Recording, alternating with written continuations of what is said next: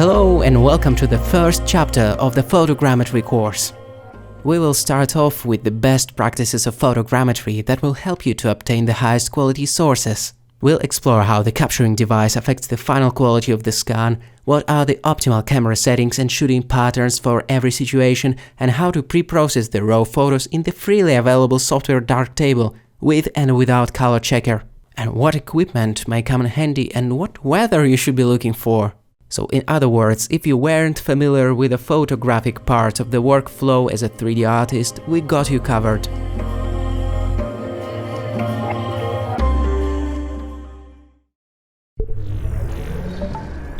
One of the most common questions about photo scanning is what camera is the best? Can I use my smartphone or should I get a DSLR?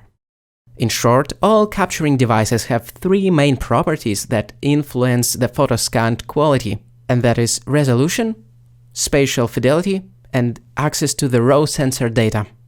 It all boils down to these three properties, so in this tutorial we'll have a look at them. Let's start off with resolution. The common sense tells us that the more pixels have the source photos, the more points there will be after the alignment process. That's practically the first thing that comes to mind, and it's not too far away from the truth. Obviously, the 6 megapixels photos produce way more dense point cloud than the 0.6 megapixel sources.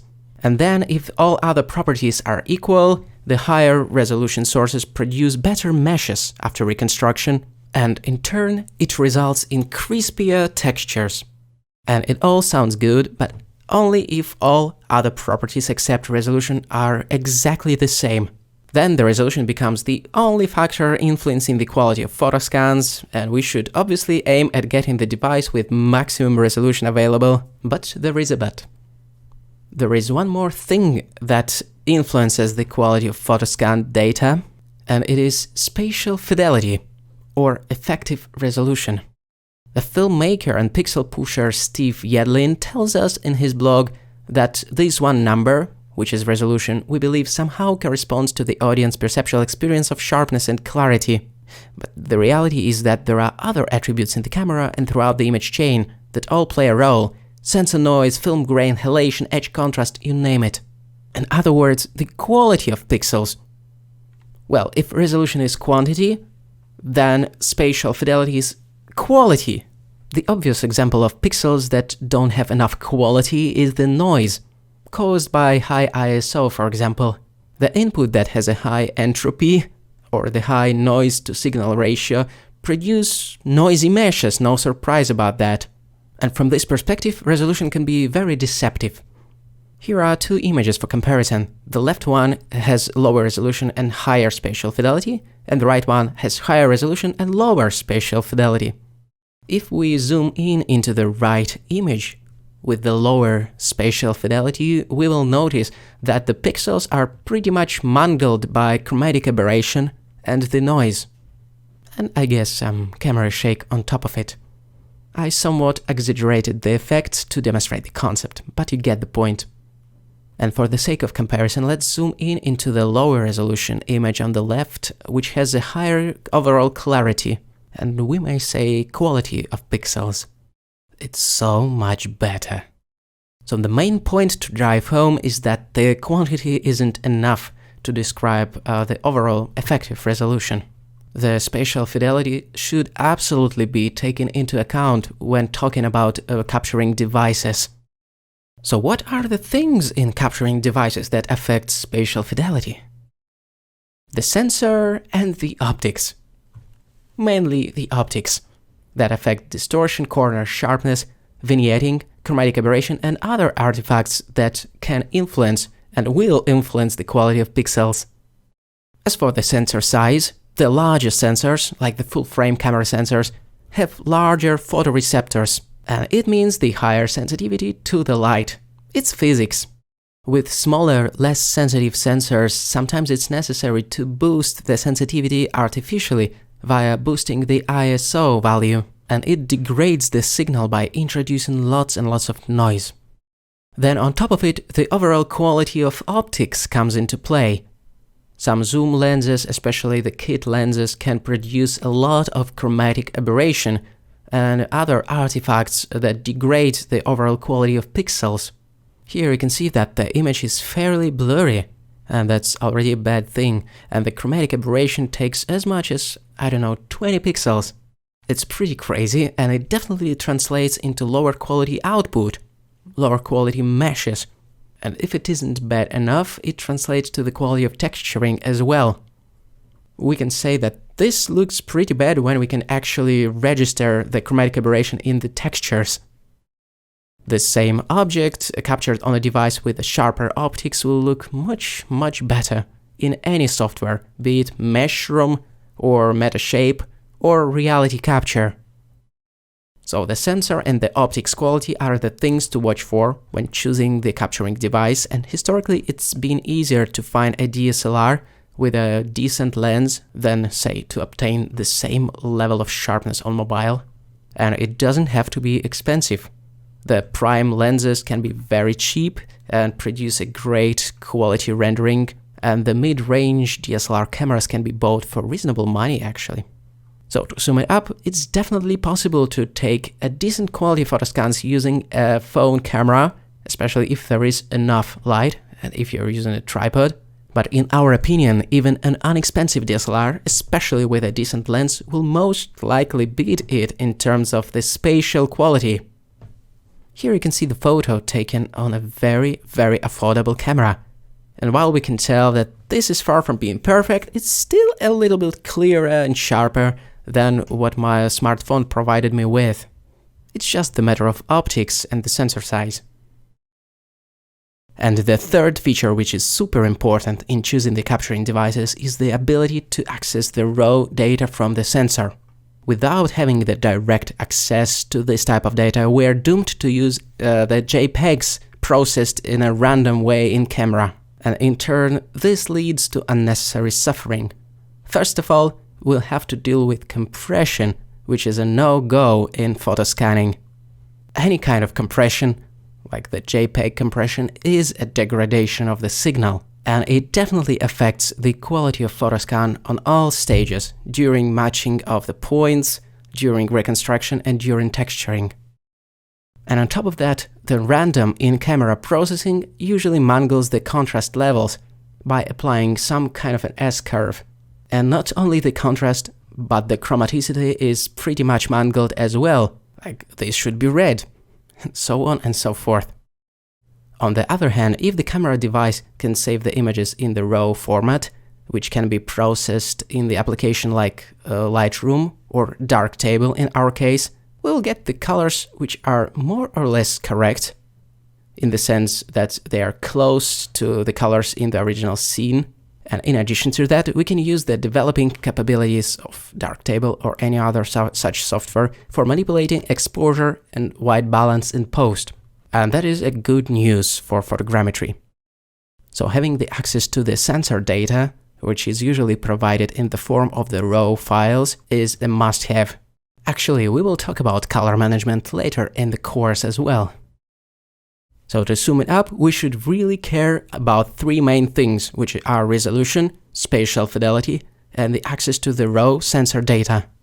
These are the three things to watch for in choosing the capturing device, be it a DSLR, a smartphone camera, a camera that is mounted on a drone, whatever it is. In my opinion, the most cost-effective option is to get a prosumer-grade DSLR or the mid-range DSLR. It can be pretty affordable, especially if bought used, and especially if you don't need its video capabilities. That being said, a decent quality photoscans can be taken on a mid-range phone camera as well. It requires carefully choosing the shooting conditions and slightly more work in post-processing, but it's definitely a possibility as well. Actually, our first example from the practical side of the course will feature the asset captured on mobile. Thank you for watching, and in the next video we'll talk about tips and tricks of photo acquisition for scanning.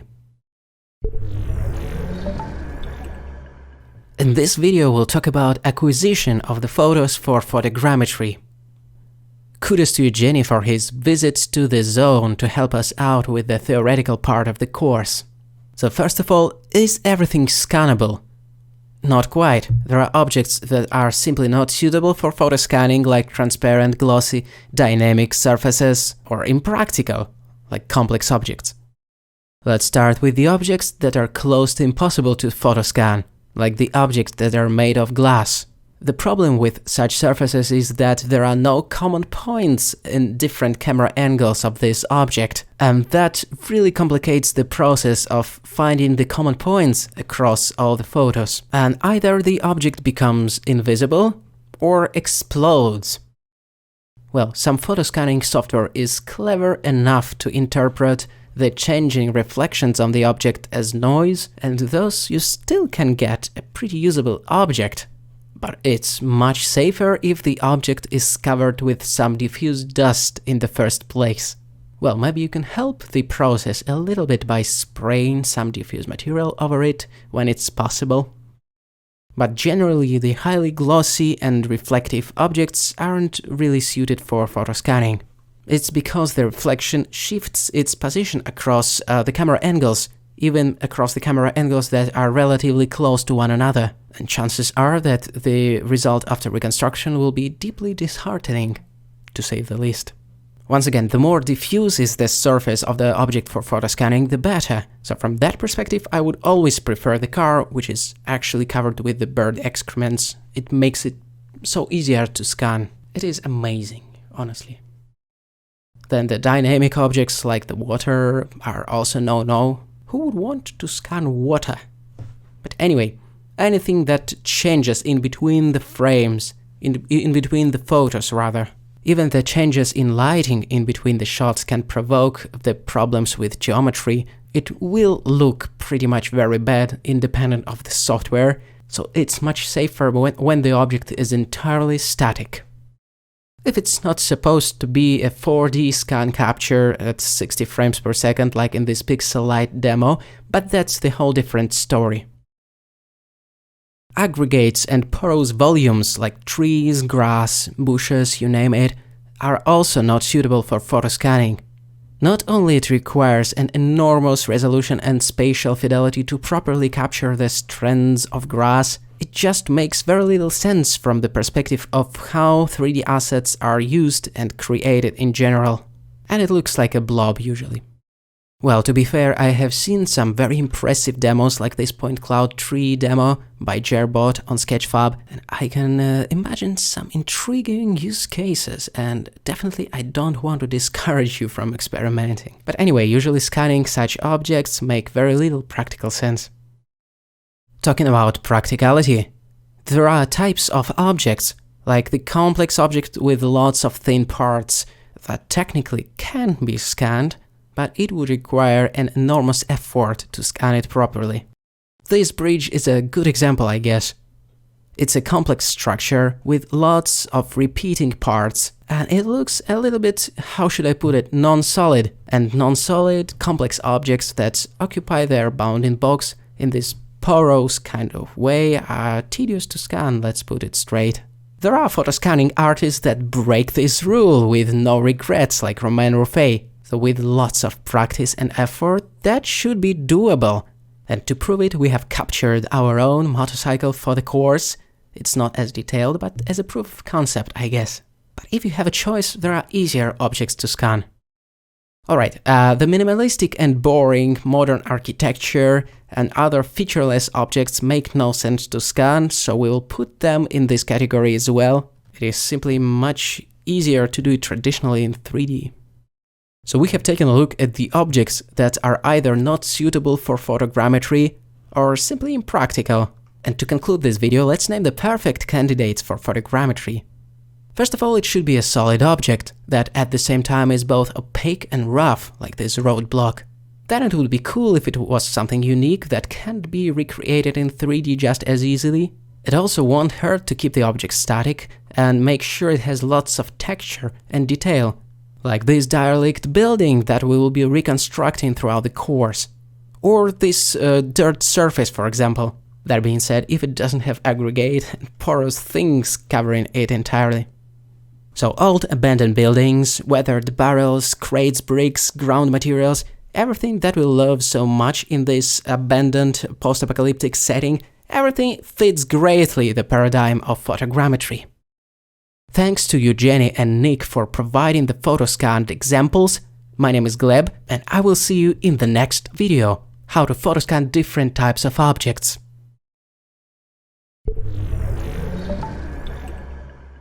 In this video, we'll talk about how to scan objects, buildings, and interiors, and what are the scanning patterns. The different environments and situations lead to different challenges, and so let's see how to tackle small assets, facades and walls, corridors, interiors, surfaces or materials, and larger buildings. Probably the most typical use case of creating photogrammetry asset is this type of a small asset that you can walk around and shoot from different directions, and the most simple pattern is this circle around the object. Indeed, it's the simplest pattern that still allows to capture the object from all sides. It is important to frame the object in such way to maximize its surface versus the backdrop. For example, the camera can be rotated vertically if needed. Okay, so this is the simplest possible circular pattern that still allows to capture small objects. It can be extended like this. Now it resembles a hemisphere or an amphitheater built around this thing. And if you want to have even better coverage, it turns into a sphere. If you can put the object on something so you can shoot from below. The point is to maximize the number of possible camera angles to avoid the gaps and blank spots in the resulting reconstruction. If you're gonna be scanning in studio, you would want to put the object on a turntable and put some light sources around the object so it's lit uniformly. Aside from that, that's the same story of trying to capture the object from all possible sides. There are cool little tricks like flipping the object on its side during photo session that allows to achieve the full 360 degrees coverage. And we will definitely explore this technique in detail in the practical side of the course. But basically, by rotating the object, we can trick the software into thinking that we changed the camera pattern. So by implementing this hack, in theory and in practice, we can achieve the full coverage. As for the facades and walls, we don't simply rotate around a single point in space, like our pivot point, but instead we move along the wall while keeping the same distance to this object and keeping the camera pointed straight into the wall. It is important to change the position of the camera in between the shots because that gives the photoscanning software the depth cues, and these cues are then used for reconstructing geometry basically.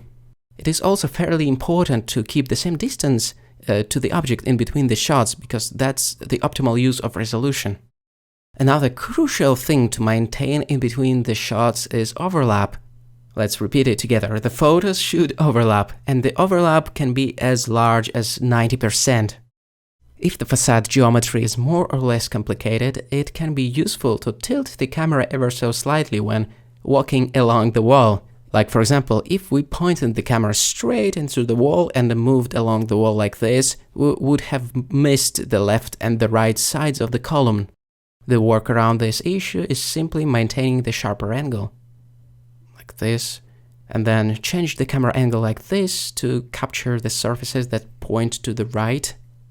And hopefully that will allow to nail down the full range of surface intricacies that this wall might have.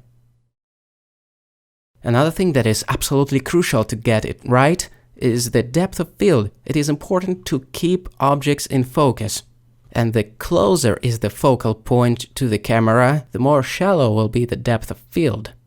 And conversely, the further away from the camera is your focal point, the larger depth of field you will have. So for example, if you would like to extend the focus to the entire building and not only this corner, you simply make a few steps away from the building and change the focal point, and voila, everything should be in sharpness now. That's definitely not super intuitive for non-photographers like me, but this is a nice little tip to remember.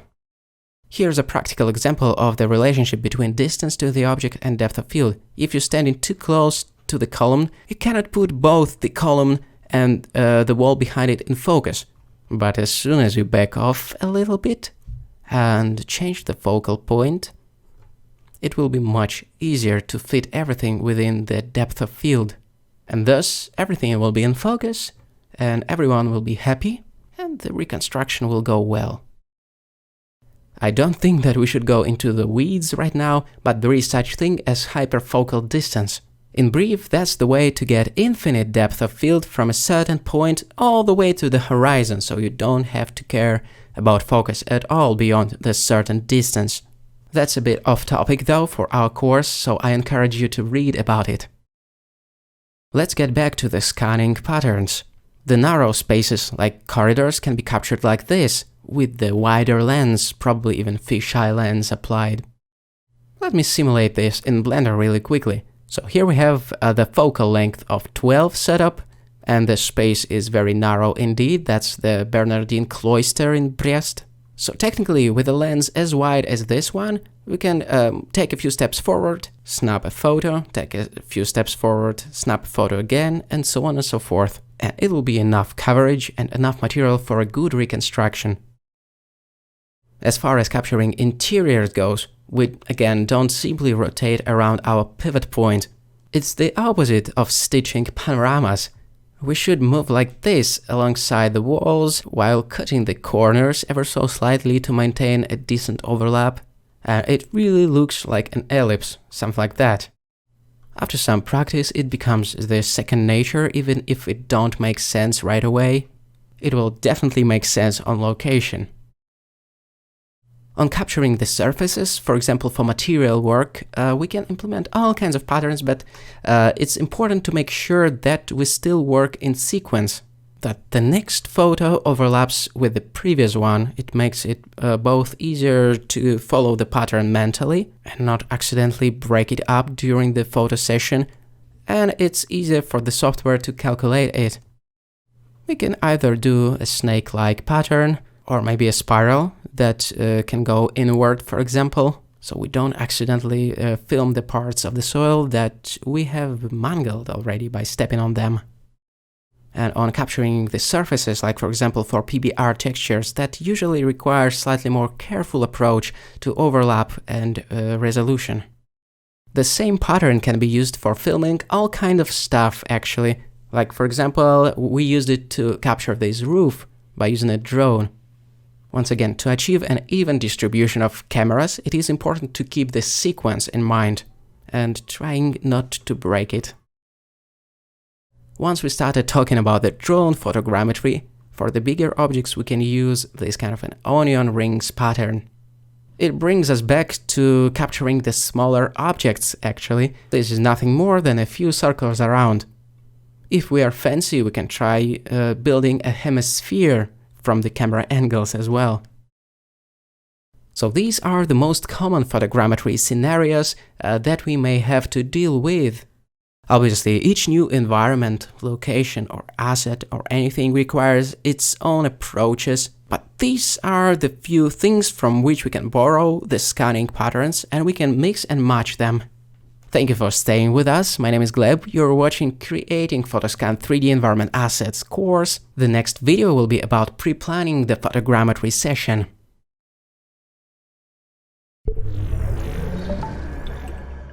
An important part of the photogrammetry process is pre-planning. The entire process starts with scouting the location that you would like to capture. Chances are you already know some intriguing location that you would like to visit with a camera, but first I would recommend to capture a so-called draft scan. The photos can be taken really quickly on smartphone. The whole purpose of this stage of the workflow is to check the potential angles and split the model into modules and just generally pre-plan the scanning session.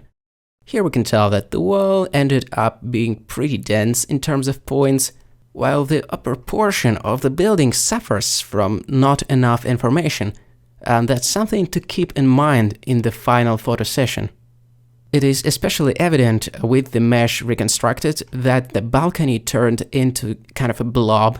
We should probably take it into consideration and do something about it. And then it's useful to split the entire object into modules or parts. So for example, on the first visit we will be scanning the wall, and then this part, and then that part. it's useful to have this mental model in place. Regarding pre-planning the weather, we should aim at getting the cloudy weather ideally. The sunny weather obviously produces hard shadows, and they are tediously hard to erase in post. The perfect type of weather for photogrammetry is overcast, cloudy weather without rain. Even if it may seem that the overcast weather produces this kind of featureless look on the object, it's not the case. With just enough spatial resolution in your capturing device, there is always a lot of detail, more than enough for unbelievable reconstruction.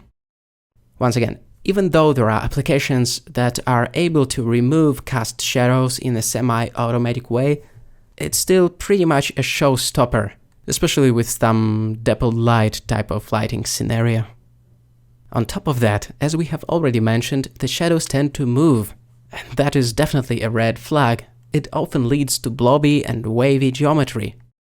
Okay, I think it's still important to mention the delighting software like Agisoft Delighter in the context of removing the lighting information from the textures. For now, let's say that the textures with the overcast lighting baked in are still much easier to delight than the textures with the sharp shadows.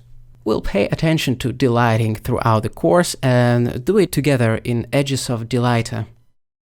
So before moving on location, it's worth checking the weather report. Yet another potential consideration is the time of day. Chances are that even if the weather is sunny, there still is a probability of the shadow being in the right place throughout the day. That is, if we have visited that location before and kind of understand where the sun will be at that moment. To be fair, that's a bit harder to predict than simply checking the weather forecast, but not impossible. And the sunny days provide a good opportunity to scan interiors. That's also something to think about. And I think there is no need to mention that there is no need to scan objects at night and late in the evening. On top of the sharp, multicolored light sources everywhere, it's simply not enough ambient light to get to the correct exposure. I find it fascinating that sometimes it's a matter of choosing the right time of the year. If you happen to stay in one location for long enough, like one city or something, you will probably wait long enough to get an opportunity to experience the same location in various seasons. So maybe you cannot scan it in winter due to the snow, and it's overgrown in summer, but then comes fall, let's say September 12th. And you discover out of a sudden that it's available for photogrammetry. Pretty much the challenges like the greenery blocking the main object fall under the category of accessibility. It may be the trees, or it may be related to the activities of humans in this area, especially on working days, or maybe on weekends specifically. It depends. There may be cars blocking the view of the object, or anything else of that sort. There could be a reconstruction of this part of the city started unexpectedly on that day when you were about to take a photo scan. So that's also something to include in your pre-planning if possible. So thanks for watching, that was Gleb Alexandrov for the photogrammetry course. In this video we have discussed the necessity of doing some pre-planning, scouting, checking the weather, choosing the right time of day if it depends on the position of the sun, well, choosing the right time of the year, and lastly checking the accessibility of location and maybe including it in your pre-planning. And of course, it never hurts to visit the location in advance, spend some time there to create a draft photo scan. All these preparation steps will pay off during the final photo session.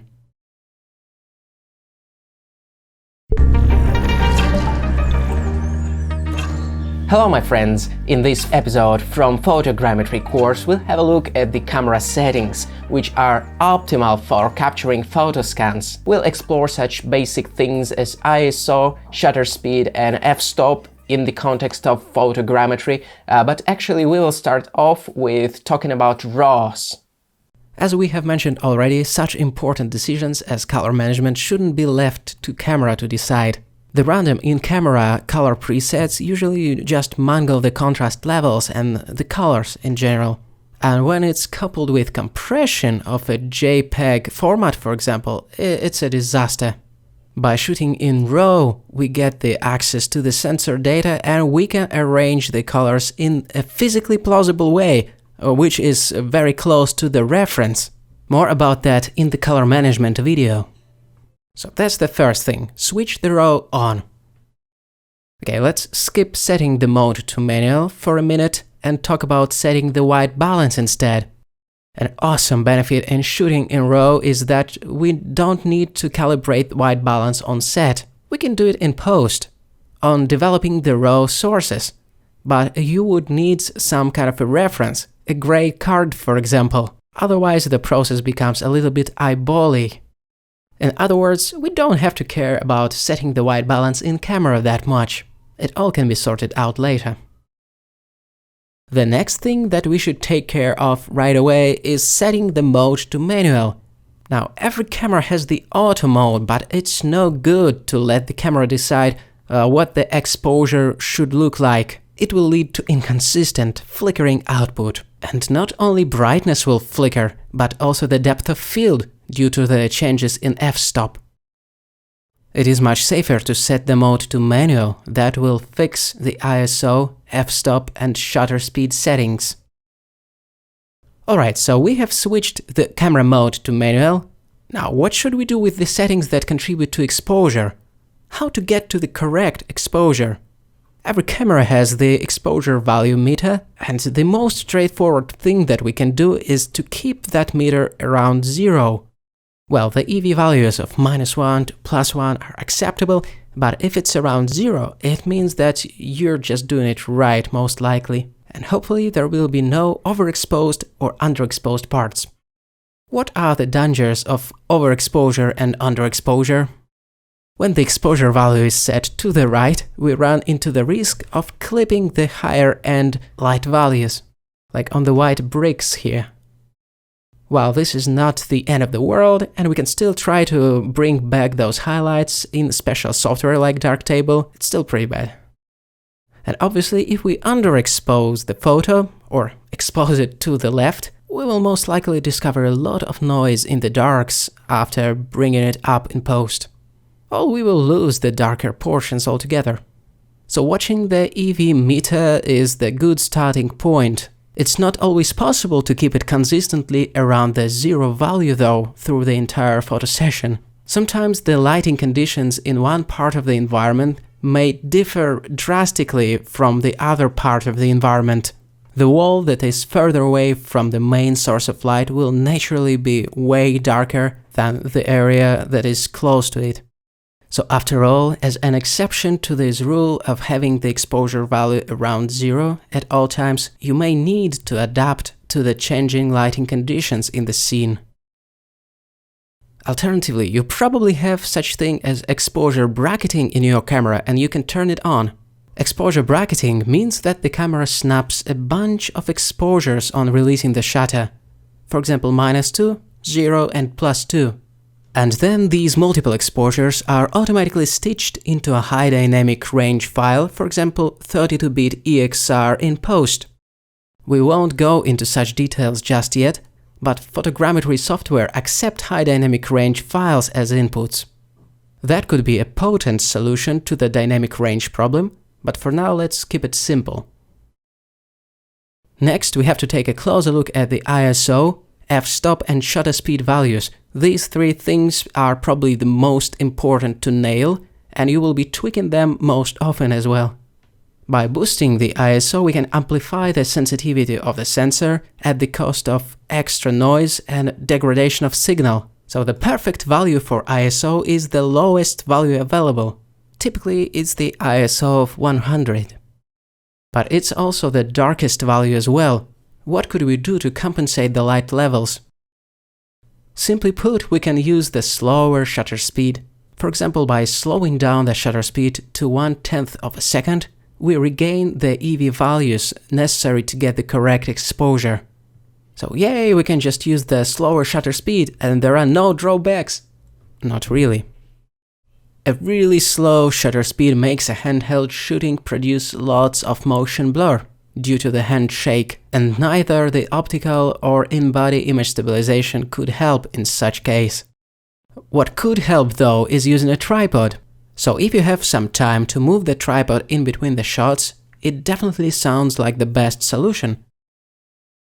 Okay, the next super important camera setting is the f-stop value, or aperture.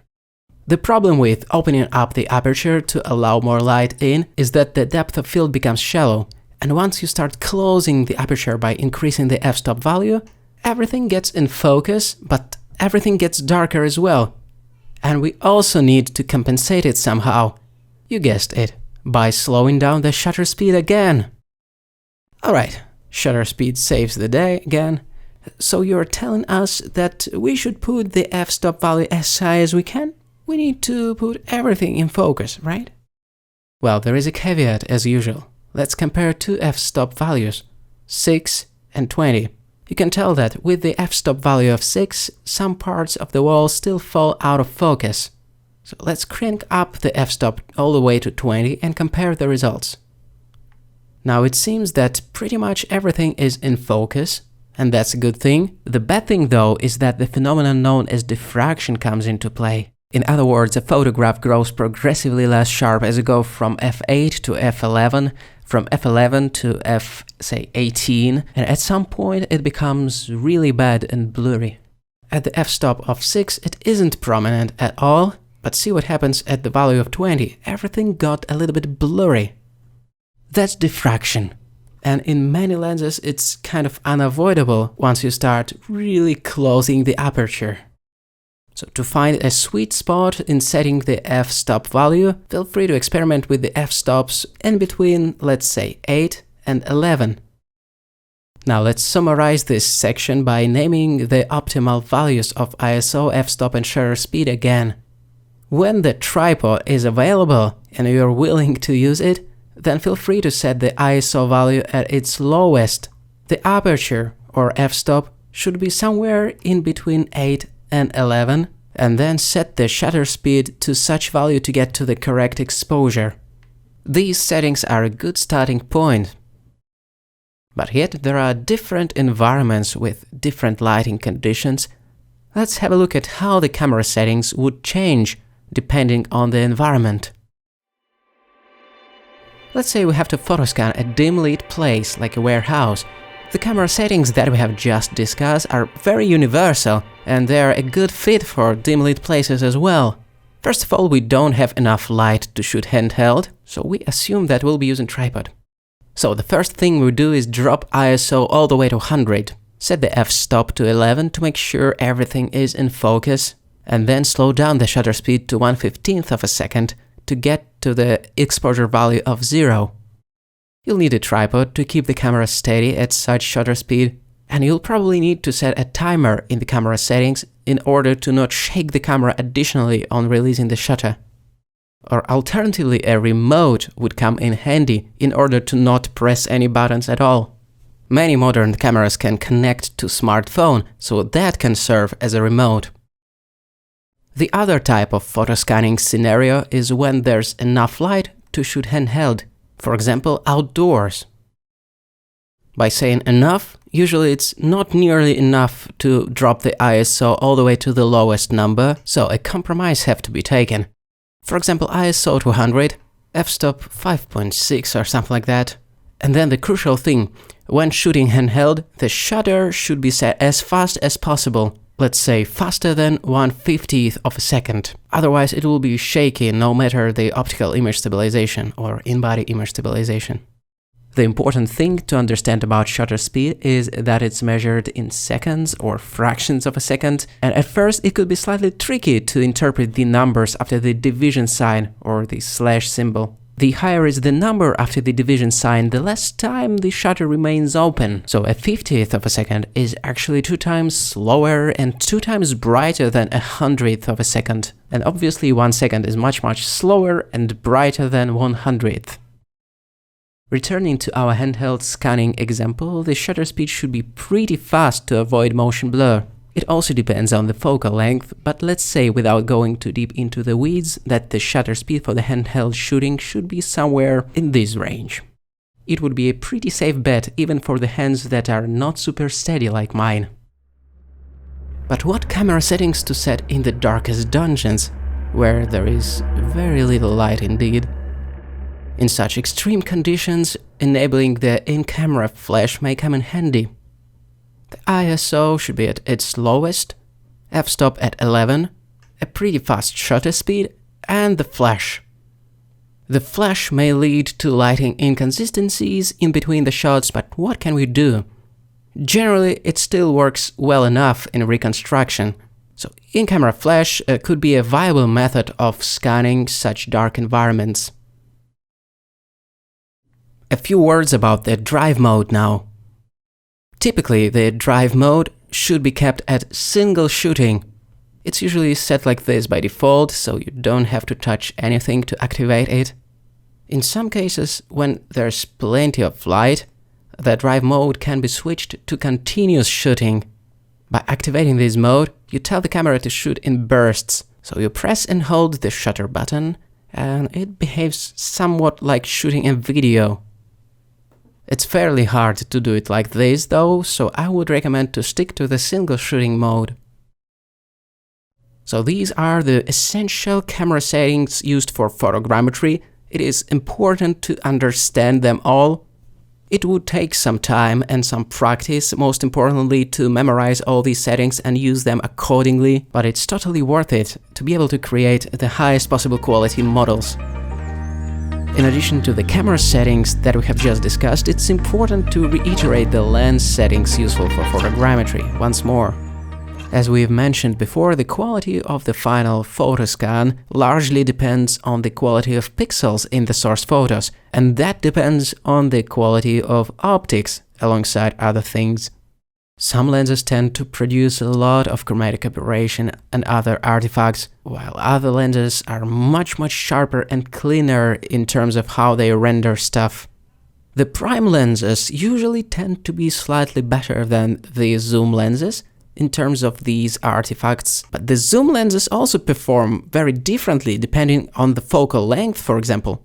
And not only the focal length, but also the diaphragm value or the f-stop value. It is worth checking on the internet what are the sharpest focal lengths for your zoom lens. For example, 50mm proved to be sharpest on Sigma 17 to 55mm zoom lens. And in addition to that, the f-stop value of 8 has proven to provide a quite sharp rendering as well.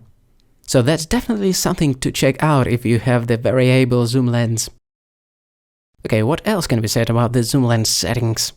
The photogrammetry software loves when all the source photos have been captured at the same focal length. That makes it easier to reconstruct. So if your lens doesn't have a switch that fixes the focal length, you can do it manually by simply taping it. Yeah, now it looks gross. The other factor that influences the choice of the focal length is framing. How do you like to frame the object? If the object is pretty small and you still want to frame it in the optimal way so it occupies the most of the image, then zooming in and going with a larger focal length makes sense. As for the f-stop value, as we remember, the larger it is, the wider is our depth of field. In other words, typically it should be around f8 or even f11 for the optimal depth of field and everything in focus. Framing-wise, we may want to go slightly wider in the narrow spaces like corridors. It makes sense to go as wide as possible, whatever it is, 24 or 14 or even wider than that. If you use a crop sensor camera, then going fisheye is must-have in some places. So the type of the environment obviously affects the choice of the focal length and the lenses for that matter. So these were some things that I wanted to emphasize once more, and in the next video we'll take a closer look at the equipment that may prove useful for photogrammetry. A few words about the equipment for photogrammetry, the essential equipment and the bonuses that may come in handy. As a super minimalistic setup, we don't need that much actually, just our camera or even our smartphone, and preferably with a tripod to keep it steady. But then we can start developing the inventory of things that can be useful for certain photogrammetry tasks. A backpack, for example, to put everything into. It's useful. Okay, so we have used a mid-range crop sensor DSLR for our photogrammetry, and it proved to be quite sharp when paired with the Sigma 17 to 55mm zoom lens. So let's say that in addition to camera, the sharpest lens that you can find is the best thing that you can do for your photogrammetry. Then for the longer photo sessions, over 300 photos let's say, the spare batteries are very useful indeed. As well as the extra memory cards for that matter, even though we can obviously do without that. If I had to choose one add-on to the camera, or rather to the lens that saved the day a million times, that would be a lens hood. The lens hood prevents optical flares, and that's a deal breaker when shooting outside. The reflector or any other light blocker may unlock the possibility of taking photos in sunny weather by cutting out the direct sunlight that hits the part of the surface that you're scanning at the moment. It makes the entire process a little bit tedious, and there probably will be some light streaks left in the image, but it's relatively easy to wipe them out in post, if there aren't too many. For calibrating the white balance and exposure in post, the 18% gray card is a must-have. It makes adjusting the temperature of a scene illuminate a breeze. A slightly more advanced version of a gray card is actually a full color checker, like X-Rite Color Passport 2 for example. It not only serves as a reference for setting the white balance, it also can be used for calibrating the camera. It isn't absolutely necessary for photogrammetry though, and it's fairly expensive. Next, if you have a measuring tape around, bring it with you to the scanning session. By having it present in the scan, or in some of the photos at least, it serves as a reference for the scale. Then you'll know for sure that this part of the surface is exactly 1 meter, and you will be able to nail the scale on aligning the points in photogrammetry software. It's useful. We talked about tripod already, and put it numerous times in the must-have category. If you're gonna be using the slower shutter speeds, and that's what you're gonna be using anyway, then the tripod and some kind of a remote device in order to not press any buttons actually become a necessary kit. As for drones, of course drones are godsend for photogrammetry. They are fairly expensive as well. Being able to lift and direct the camera in such way really unlocks many possibilities that aren't simply available from the ground level.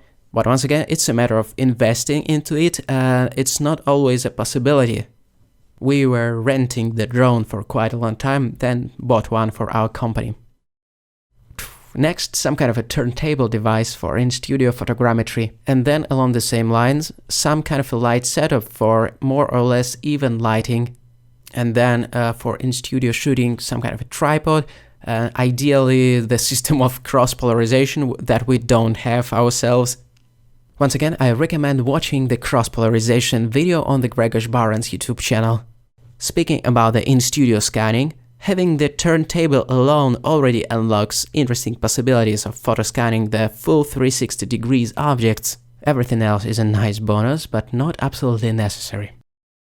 Thanks for watching. That was a quick overview of the equipment that can be very useful for photogrammetry. That being said, nothing prevents you from capturing the amazing photoscans using just your camera or even your smartphone. Well, with a tripod. The rest could be a good bonus and investment, but start with the basics.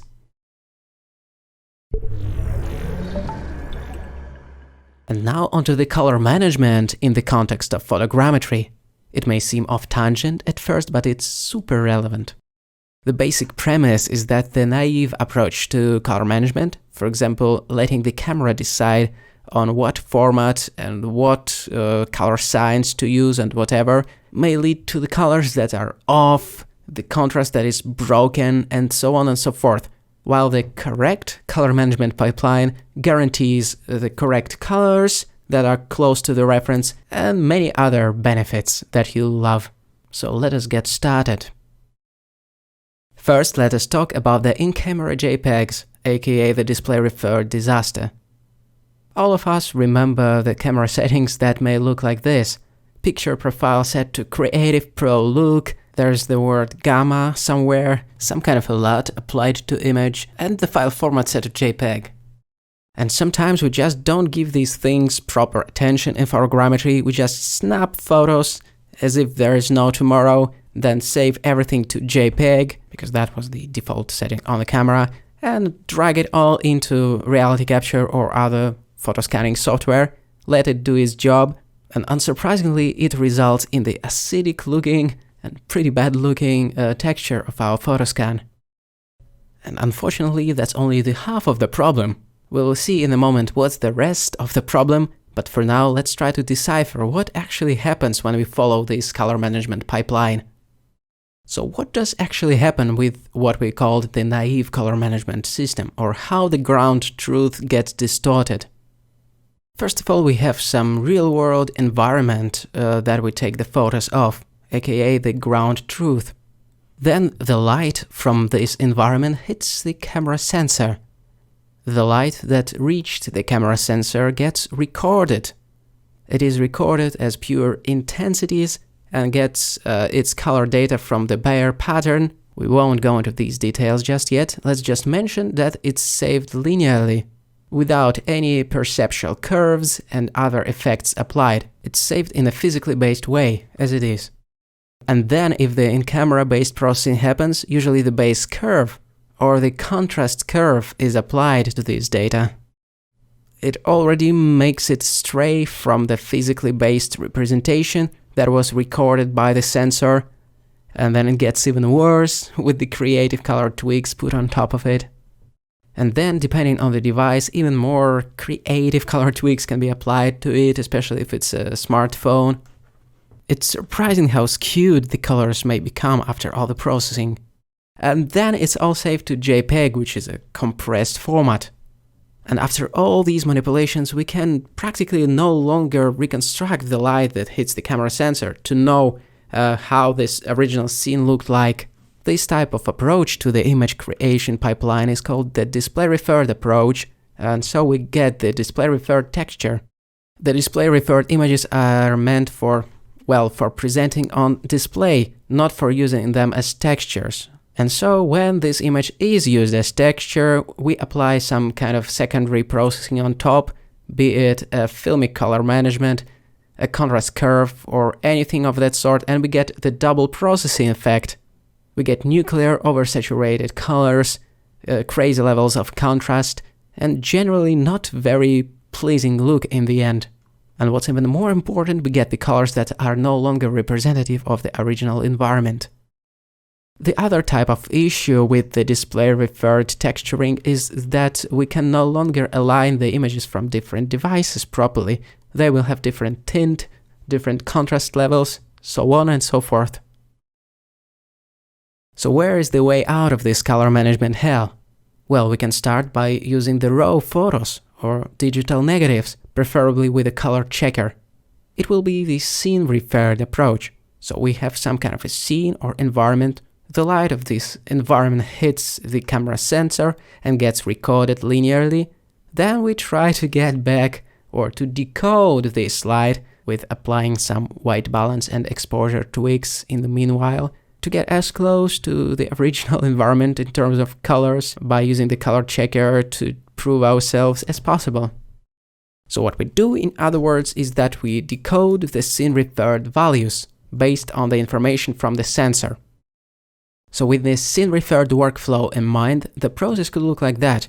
First we snap the raw photos, which are at the same time uncompressed, and then we develop them into images in a special software like Darktable or Lightroom, the software that can deal with the digital negatives.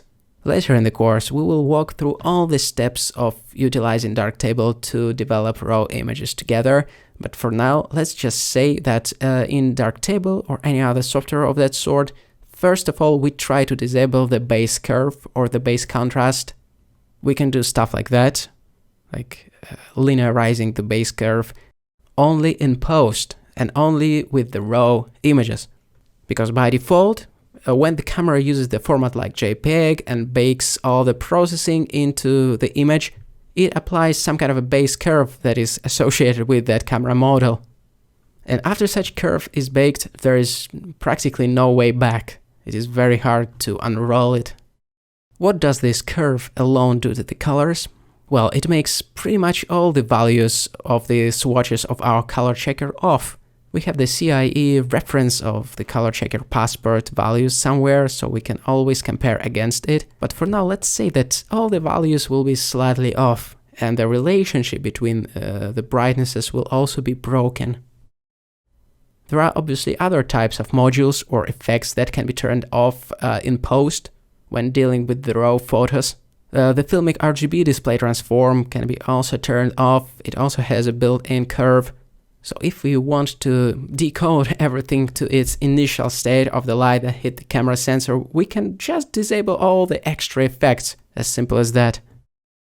The only two necessary manipulations that we should do with our raw source is choosing the right color temperature and exposure, and that's it. Actually, I think that makes the entire scene referred workflow very straightforward. First, we define the color temperature of the scene illuminant, which can be done with the help of the color checker. Here, for example, it should be set to approximately 8K Kelvin. And then we just try to nail the exposure. So, for example, if we color pick the white value or the D1 here, we should make sure that after adjusting the exposure, it's around 96, where 96 is the first value of the lab color space or lightness. And we can check in the reference file, which is the color reference of this color checker, that indeed the white swatch should be around 96. And the neutral gray should be what? Around 50, which makes sense, it's middle gray. In the lab terms, it should be dead on in the middle. So 50, where's the middle gray? Let's see. It corresponds to the reference values, so we know it should be correct. So if our camera is more or less calibrated, the white balance set correctly, the exposure set correctly, all the values should now correspond to their counterparts in the reference file. So that's as close as we can get to the ground truth, and that's with using the raw files. It's not a big deal if we don't have a color checker around. We can use a gray card instead, which is fairly affordable. It provides a nice reference of a color temperature within the scene. And if we got nothing of that sort on making Photoscan, we still have some neutral surfaces, which we believe are the neutral gray or white. And we can use these surfaces to eyeball the color temperature. Usually it works pretty well. So that was the scene-referred workflow as opposed to the display-referred workflow. With this workflow, our intention is to get the colors that are representative of the original environment. And we do it by properly decoding or processing the raw files. As opposed to how the display-referred textures broke after applying extra processing in Blender or in any render engine, the scene-referred textures behave correctly. Basically, no matter what we do, even after applying the very high contrast or any kind of filter, it will look all right. There is no crazy color tint, the white balance was set correctly, the brightness of the albedo is correct, we'll talk about that later. And as an extra bonus of the correct color management pipeline, we can process the files from different devices and pretty much line them up in terms of colors. So if you, for example, used a drone, a camera of one type, and a smartphone shooting in RAW, now you can pre-process the sources in such ways so there are no visible seams in the Photoscans. That's great. That is pretty much it for this tutorial. Thank you so much for watching. In the next one, we'll carry on talking about the color management pipeline, though. To be exact, we'll review two types of photoscanning workflows in relationship to texturing. The first one that deals with the pure light values or material emission, and the second one that deals with the PBR or physically based rendering based materials.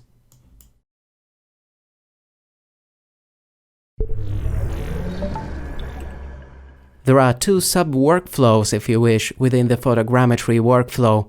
We can call the first one PBR, or physically based rendering, and the second one the emissive workflow. Let's explore both of them now. So we can do two main things with the light data captured by the camera sensor. We can either turn it into an albedo texture or a base color texture without any lighting present in it, with just a few stops of dynamic range, or we can try to retain as much dynamic range as possible, say the full light play available, and use it as a material emission later on. We can say that the PBR workflow is geared more towards game development and 3D rendering, while the material emission workflow is geared more towards VFX work. It's probably too broad of a generalization, but it's a good starting point. First, I would like to outline the main features of the emissive workflow. Let's say we have a highly contrasted sunlit interior with crazy dynamic range, and the dynamic range spans across many stops of light, almost impossible to capture in one shot on any device. And let's say we also want to retain all the light and shadow intricacies and build the photoscan with all this dynamic range present. We can use the DSLR camera and capture only the part of the range, and that will get transferred into the photoscanned texture. Or we can use the high dynamic range data by capturing a few stops with different exposure for each shot and merging them. But anyway, let's say that we are doing that for VFX and we would like to really retain the original qualities of lighting in this environment. And so we feed the high dynamic range data as the sources for photogrammetry, in reality capture, let's say. We haven't removed the light and shadow information in any way. On the contrary, we try to preserve it and turn it into an HDR texture. To do what? To use the emission shader in Blender to reproject this captured light back into the viewer's eye, basically, via rendering. The light that was captured in the photoscan then turned into the texture is reprojected as is. The only thing that we can alter is the strength of this light and maybe its color via the color balance and other nodes in Blender. So that's the first way in which we can utilize photogrammetry and think about photogrammetry as a means of preserving the entire dynamic range of light to reproject it back in 3D. Such formats as 32-bit EXR then become the ultimate way to store the scene-referred light with its full dynamic range. 32-bit EXR is what we call an unbounded format, in the sense that it isn't limited to just 0 and 1, or black and white, or 0 and full emission of the display. It's really unbounded. And incidentally, 32-bit EXR files are linear. They store the light values linearly. It's best suited for the scene-referred workflow indeed. The sRGB image formats like 8-bit TIFF, PNG, JPEG, you name it, aren't very well suited for this type of data. In such formats, the intensities larger than 1 simply get clipped, so we technically cannot store the very bright sunspots and stuff like that. Without going into the weeds just yet, here is a quick demo of the photoscan with the high dynamic range texture created from the high dynamic range sources. It's evident even with the low exposure that the bright spots in the texture go well beyond 1, beyond white. Actually, it can be 10 times brighter than white, and we can check it in Blender after rendering it out, or 100 or 1000 times brighter than white. In fact, such wide dynamic range photoscanned texture can be used to illuminate other objects in the scene, just like HDR panoramas are usually used. This is absolutely terrific for VFX work, and even though we won't be using that much of this approach in the course, it's still worth noting, because it's amazing, honestly. The workflow that we will be using in the course, though, is PBR, or physically based rendering. So let's now have a look at it. I think we should be familiar with the basics of the PBR, or physically based rendering workflow, because we use it quite often in 3D rendering anyway. PBR workflow requires us to have some kind of a base color texture that we can derive from the scene-referred emission by removing the lighting information from it, or delighting it. And then it becomes a matter of creating the base color texture and other types of textures required for 3D rendering out of the photoscanned data. The albedo is the surface reflectance of the material, which can be as low as almost 0% for the darkest material possible, and as bright as 98% of the reflected light in the case of some very, very bright material indeed. The albedo isn't meant for direct viewing. For example, what looks like middle gray is actually just 18% of the surface reflectance. So when we see such texture being previewed on display with the sRGB gamma applied, it may give us the false impression of the middle gray, which is, well, in between black and white, while it's only 18% of the reflectance actually. So that's something to keep in mind when dealing with the albedo textures. Let's say the stone or the piece of glass or whatever it is on this albedo texture may seem pretty bright, like close to middle gray, but in terms of how rendering engine will interpret this base color texture or albedo texture, it'll be just 1/5 of the light reflected, or actually pretty low reflectance value in other words. So that's important to keep in mind that these types of textures aren't meant for direct viewing, they're meant for physically based rendering, PBR. And that's one more reason why we should stick to the scene-referred workflow when pre-processing the photoscan sources. That gives us a solid reference frame for the generation of such photoscanned textures. Even though we're gonna delight these textures and thus skew it a little bit, it's still a pretty solid reference frame. And then, within the PBR-based workflow in Blender, this resulting albedo texture will be used as a diffuse color. It shouldn't have any extra lighting information in it, just the color of the surface, or as we've said, its reflectance value. And then the render engine will take this reflectance value into consideration, multiply it by lighting that is present in the scene to produce a beautiful, believable render. In Blender terms, this texture is usually plugged straight into the diffuse color input of the principled BSDF shader. Of course, that's not the only texture produced out of the photoscan data. I will talk about all of them, including normal maps, displacement, and so on, but more about it later. For now, let me showcase an interesting way in which the albedo texture may affect 3D rendering. Did you know that the albedo texture defines how much light will actually bounce off the objects? Here you can see how it affects the bounce diffuse light passes in cycles, and it's pretty interesting, I think.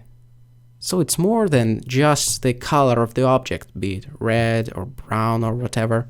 The albedo texture participates in the entire lighting calculations.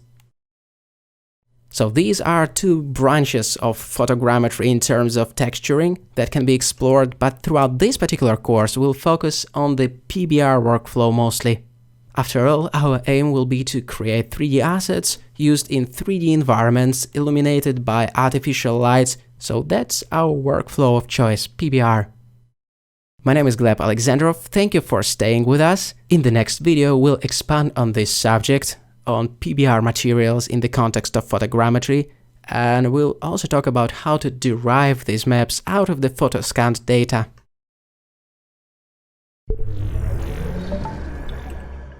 In this video we'll talk about PBR, or physically based rendering, in photoscanned assets pipeline. In creating photoscanned 3D assets pipeline, it's very common to have the photoscanned data converted into a set of PBR maps or textures. The albedo or the base color map, the height map, the roughness and normal maps, and so on. Then these maps in turn are fed into the PBR material, like the principled BSDF shader in Blender. The resulting material reacts to the light sources in various interesting ways, is highly realistic due to all these maps combined, and generally the PBR workflow is super common in both offline and real-time rendering, and that's what we are going to be aiming for with our photoscan data throughout the course. But how the PBR maps are usually extracted out of the photoscanned mesh? For generating the albedo texture or the base color texture, it's a matter of delighting the source photos in some way, like for example in a Darktable. We'll have a look at it later. or delighting it in post after the texture has been generated, in the software like Agisoft Delighter. In Agisoft Delighter it looks like this. We mark the lit and shaded areas, and then pretty much hit the Remove Cast Shadows button, and that's it. We'll discuss the various methods of delighting the photoscan data throughout the course extensively, but for now let's say that the delighted albedo texture is usually derived from the diffuse texture generated by the photoscanning software. The height and normals data can be derived by baking the high poly mesh onto the low poly version of it. Being able to reproject such details onto the low poly version of the model and obtain a physically correct displacement and normal maps is a huge benefit of working with photoscanning. The baking can be done right in Reality Capture or in specialized software like XNormals. Or for that matter, Blender can do some baking too. We will definitely tinker around with all three options of baking the height and normals data in the practical side of the course later on. Then, as we have mentioned, the PBR maps that have been generated from Photoscan are being recombined into PBR material that has various inputs like base color, normal, displacement, as you can see here, and so on and so forth. Some of the maps that aren't so easily derived right of the Photoscan data can be synthesized or generated out of the individual maps. For example, roughness is usually generated out of the color texture. It can be as straightforward as applying the color ramp, inverting the flags, and tweaking the contrast levels. So it's completely possible to generate the roughness map in such way and some other maps, so it can be either baked or generated. Some of the maps that can't be easily derived from the photoscan can be painted by hand. Say, if we need the black and white map that describes whether the object is dielectric or metallic, we can simply use the good old painting tools, texture painting tools. So from time to time the manual approach will still be required to get the necessary maps or to adjust the existing ones. Here, without getting too technical, I still wanted to mention that there are ways of capturing the PBR data, such as roughness and reflectivity. You can check this amazing article on the filmicworlds.com blog. There is an intriguing technique described there of utilizing cross-polarization to break up the components of light, like the diffuse light and the specular light on the objects. And thus it's technically possible to capture the specular passes. It is just pretty technical.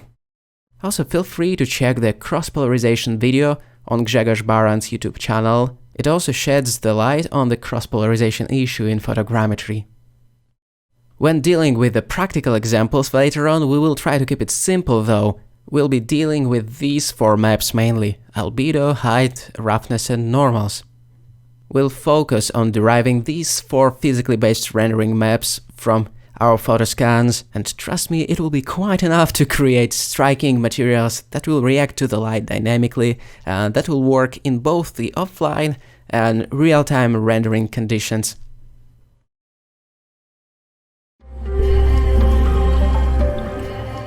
Before moving on to the practical side of the course, here is a quick rundown of the photogrammetry pipeline and the software that we are gonna be using. A quick disclaimer. We tried to keep the photogrammetry pipeline freely available by utilizing free and open source and preferably multi-platform software. And while it is possible to keep it 100% free by using Meshroom as the photogrammetry tool, we would still advise to try Reality Capture if possible. It is totally worth it in terms of an immense speed boost it can give. And after the acquisition by Epic Games, Capturing Reality has dropped its prices significantly, so it became quite affordable. Alright, so we give you a quick rundown of the software that we'll be using throughout the course for our photogrammetry pipeline. For developing the raw photos, we'll use Darktable, an open source photography workflow application and raw developer. It is a free multi-platform alternative to Lightroom, and we will use it extensively throughout the course for pre-processing our source files, tweaking white balance, exposure, equalizing the tones, so on and so forth. You can download the app from darktable.org. Alongside Darktable, as a tool for batch image resizing, we recommend XNView, which is free for personal use. It's the image viewer that supports all major image formats, including EXRs, and that can convert them to different image formats and apply some processing along the way. For example, batch resizing all the sources for a quicker preview reconstruction.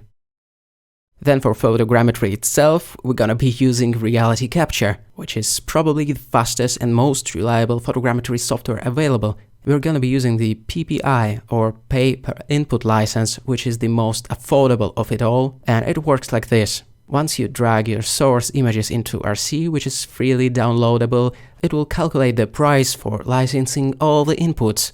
Meaning that if you want to export this object as an OBJ or FBX with textures, you would need to pay for it once, basically, for licensing these source photos. The good news is that it's possible to control and potentially optimize the price of licensing the source images by downscaling them in XNView or Darktable before bringing it into Reality Capture. In this slide you can see how changing the resolution from 5K pixels wide to approximately 2K pixels wide drops the price down from approximately $3 to just a quarter. And you pay once and can export multiple number of times, like infinite number of times with any tweaks to the source mesh. And even though obviously it doesn't make it a free software, it's still a commercial software. This type of license, especially with some optimization of the source material, makes it fairly affordable, and that's why we recommend using it. That being said, if you still want to stick to 100% free and open source photogrammetry pipeline, then there is a plan B, which is Meshroom. It is a completely free 3D reconstruction software that you can download from alicevision.org. It may be not as fast as Reality Capture or Metashape, but it's still capable of producing amazing photo scans. So in case you want to keep your photogrammetry pipeline fully open source, here is Meshroom for you. Next, Blender. You can download it from blender.org. It's completely free, as in freedom. We usually use experimental builds that you can find on the site as well. A long story short, Blender will be our software of choice for the rest of the photogrammetry pipeline, aside from the mesh reconstruction itself. Fixing the mesh issues, closing holes, doing retopology, even baking, you name it. We'll be using Blender for so many different things related to photo scanning pipeline in a broad sense. And obviously we'll fully utilize its rendering capabilities as well. Then going back to Reality Capture for just a moment, it will come in handy for texture baking as well. Just like Agisoft Metashape, Reality Capture is fully capable of baking texture maps, so we will make use of it not only as a reconstruction tool, but as a baking tool as well. In addition to that, if your operating system is Windows, you will be able to use good old Xnormal. It is a free baking application that supports all necessary passes and can be downloaded from xnormal.net. Okay, for removing cast shadows and ambient occlusion from our 3D models textures, we will use Agisoft Delighter. It is a free standalone delighting tool that can be found and downloaded from the Agisoft website. And GIMP is gonna be our free and open source tool for editing texture maps. A full disclosure, we invested in the multi-layer clone tool in GIMP, and now thanks to the amazing GIMP co-maintainer Joan, who coded this feature, it's now a part of GIMP. So now we have an image editing software that can clone across multiple PBR maps, across multiple layers, and that is amazing for editing photoscanned PBR maps and making them seamless. As an alternative, Affinity Photo also supports this workflow and multi-layer clone capabilities. So maybe if you already possess Affinity Photo license, you can use it as well. Alright, for intelligent image upscaling, we'll use Cupscale tool that can be downloaded for free from GitHub. It's an optional software though, and no big deal if you won't install it. But in case you would like to try the neural network-based image upscaling, this could be the tool of choice. Yet another tool that we won't be using in the first version of the course at least, but that could still be very handy for processing the photogrammetry-based textures is Quixel Mixer. So I thought I would just mention it. It's a special mention. So that was a quick rundown of our photogrammetry software of choice. Feel free to download it all. install it, so you're completely ready to start the ball rolling and actually move on to the practical side of the course. Thank you for watching and see you in the practical side of the photogrammetry course.